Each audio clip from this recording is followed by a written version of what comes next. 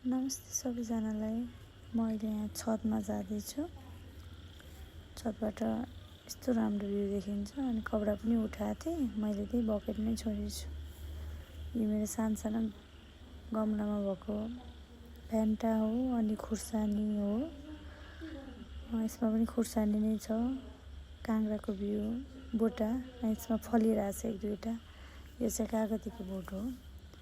यसमा सानो कागतीहरू पनि लागिरहेछ। अब मेरो छतबाट चाहिँ यस्तो भ्यू देखिरहेछ बेलुकामा है। इभिनिङमा यस्तो राम्रो हुन्छ। गाडीहरू एकदम जाम नै छ अगाडि। प्लेन आइरहेको रहेछ।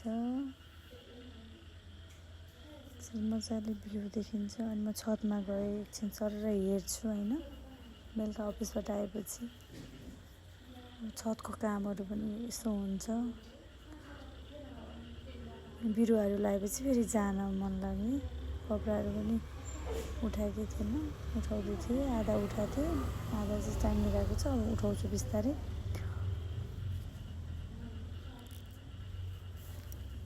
वरिपरि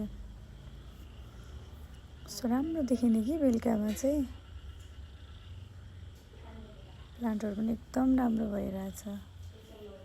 मलहरू हालिदिएर लगाएको त एकदम राम्रो हुने रहेछ। अब यहाँ बेबी होमवर्क गर्नलाई तयारी गरिरहेछन्।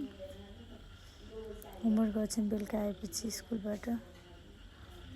मलाई यो आउँछ आउँदैन भन्दैछन्। बाबा आइसक्यो। बाबाले पनि उसलाई हेल्प गर्नलाई होमवर्क गर्नलाई। चाहिँ मम्मी हो। मम्मी चाहिँ हेरिराख्छिन्छ। दुईजनालाई हेरेर मक्क पर्सेछ छोरा र नातिलाई। बाउ छोरा चाहिँ यस्तरी। यिनी चाहिँ अब हाम्रो किचनमा खाना पाकिरहेछ। यिनी चाहिँ किचन क्विन हुन् हाम्रो। यहाँ चाहिँ खसीको खुट्टा पाकिरहेछ मम्मीको लागि। मम्मीलाई अलि सन्चो थिएन अनि त्यो खसीको खुट्टाहरू सुप खाएपछि ठिक हुन्छ भनेर खुट्टा पाकिरहेछ।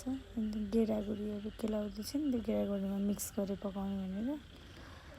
अनि पेन्टिङ निकालेर राखेको होइन। राख्ने भन्दा ह्याङ्गिङ गर्ने भन्दा यस्तै छ। कपडा यति धेरैहरू पनि छ। अब यो कपडाहरू पनि मिलाउनु छ।